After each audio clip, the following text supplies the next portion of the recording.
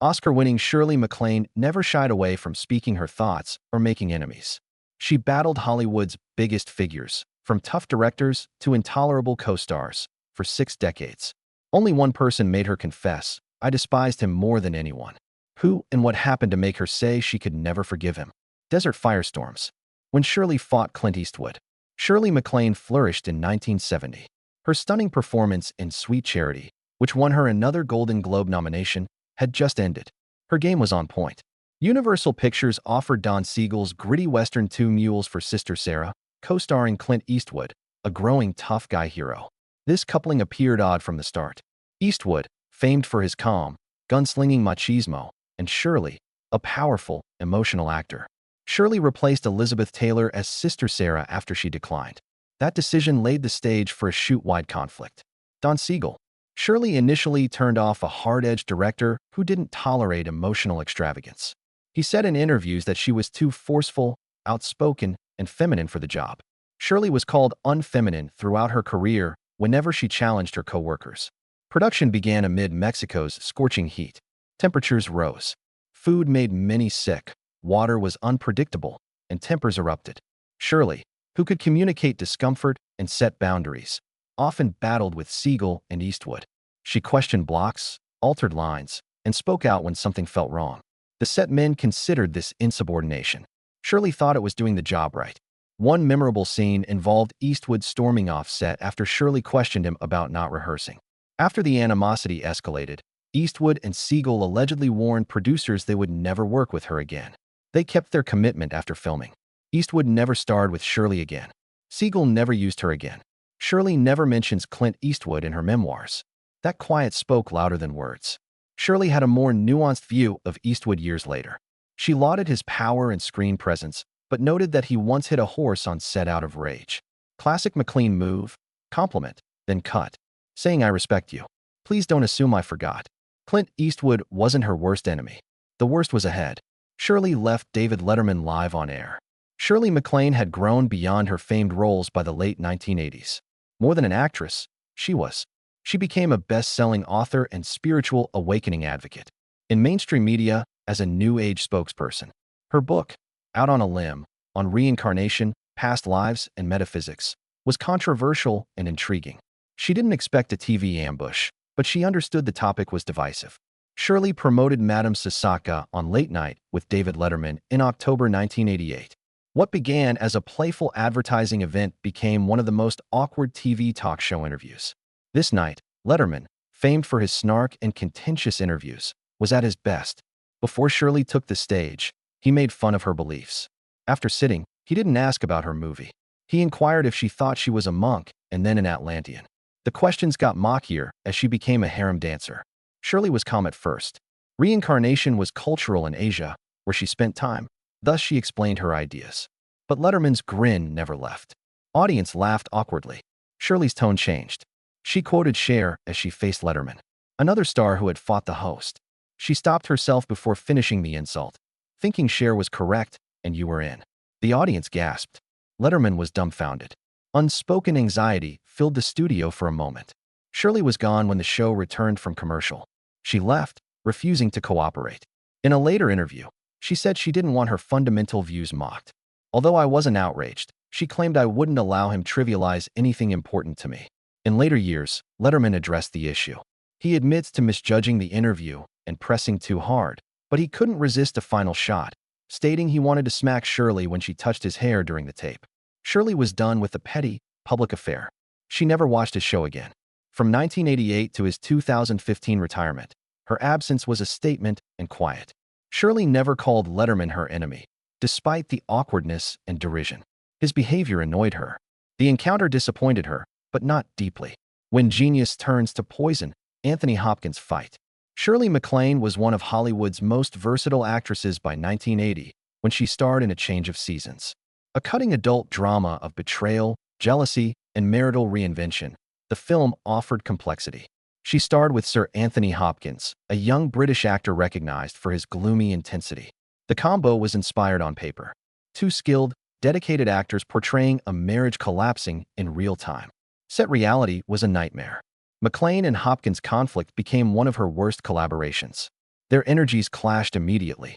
Shirley was forward, though fun, often questions a scene's logic or direction. Hopkins, struggling with drink and demons, saw the part and the world more darkly. They argued over rehearsal and interpretation. What should have been heated tension spilled off-screen. Working with Frank Sinatra, Dean Martin, and Jack Lemmon, Shirley was used to strong personalities. She saw ego, but Hopkins was different. Instead of arrogant, he was chilly and distant. She later called him hostile and unapproachable. By the third week of filming, the two seldom spoke unless the camera was rolling. Hopkins revealed the bitterness years later. He immediately said which actor he disliked working with in an interview. He said Shirley MacLaine is the most annoying actress he's worked with. The angry quote was worse because Shirley had never publicly attacked him before. She replied that Hopkins had a terrible drinking problem. She didn't attack him. She didn't forgive him either. Later film crew members described the scene as a pressure cooker. One crew member told a journalist it was awful. The air was full of contempt. Richard Lang, the film's director, tried to mediate but gave up around midway, hoping both protagonists would act professionally through their scenes. Critics questioned the season change. The speech was wooden. Dead chemistry. Timing was wrong. It got multiple Razzie nominations and is famous for its behind-the-scenes work. Naturally, Hopkins won an Oscar for Silence of the Lambs. MacLaine achieved endearment again a few years later. Never again would they speak or reconcile. After that momentary contempt, never recognize each other.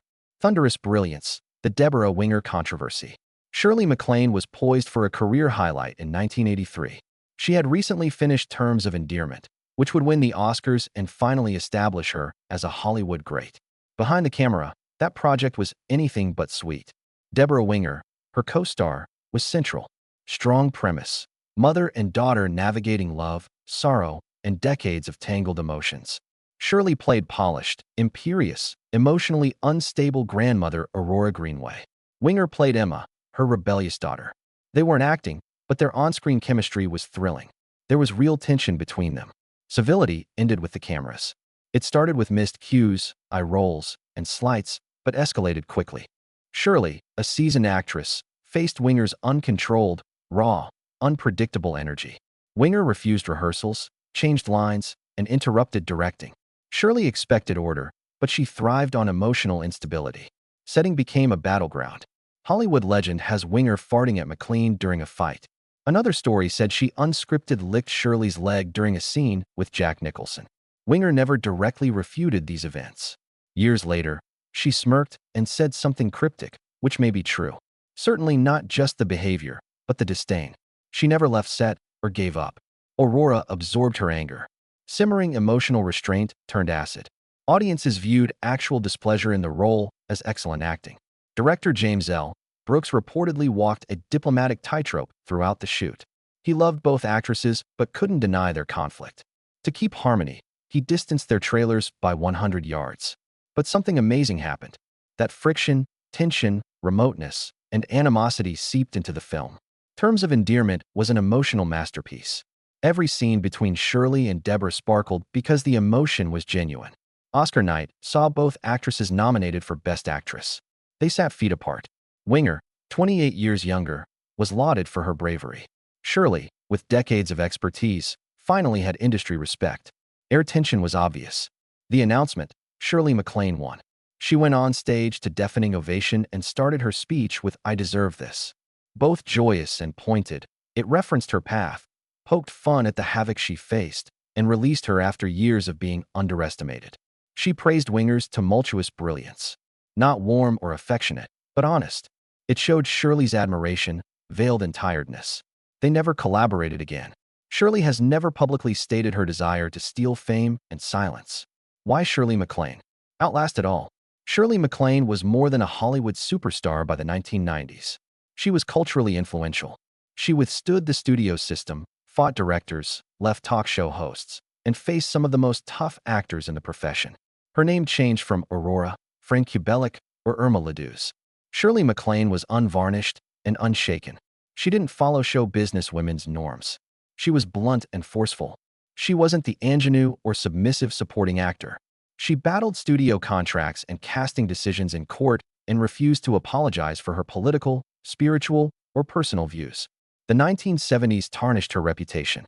Shirley's lawsuit against 20th Century Fox over Bloomer Girl's cancellation was challenging, but she persisted. She demanded respect because she recognized her worth. She never slowed down despite individuals like Don Siegel calling her unfeminine. Like armor, she wore it. Many of her divisive traits made her indestructible. The turning point revived her in the late 1970s, a role that reflected her early dance fantasies and defined her comeback with presence and affection. Her portrayal of Aurora Greenway earned her the Best Actress Oscar and a standing ovation that felt like Hollywood's remorse for underestimating her. In subsequent years, she appeared in Steel Magnolias, Postcards from the Edge, Bernie, and Downton Abbey. She reminded audiences and co-workers that she was still bright and relevant. Young actors admired her. On Bernie, Jack Black appreciated her professionalism and energy. Toni Collette and Jennifer Aniston praised working alongside a legend. The grand dame of no-nonsense advice, she had capitalized on her outsider status. She dedicated pages to her spiritual awakenings, romantic heartbreaks, and behind-the-scenes insights in her memoirs. There was no apology, softening, or humor for Hopkins, just a frozen moment of rage and sadness. Shirley saw him as the co-star who contradicted her and never returned. Anthony Hopkins' harshness stood out in a lifetime full of wild personalities: Frank Sinatra's parties, Clint Eastwood's chilly remoteness, Deborah Winger's pandemonium, and David Letterman's mockery.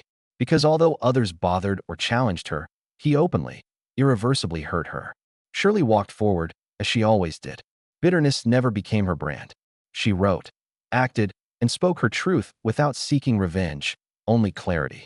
She outlasted most opponents. She represented female perseverance in an industry that devoured women. Though she despised him most, she never let it define her. Which Shirley MacLaine moment from her tempestuous career surprised you most? Leave a remark and like, share, and subscribe for more on Hollywood's greatest stars.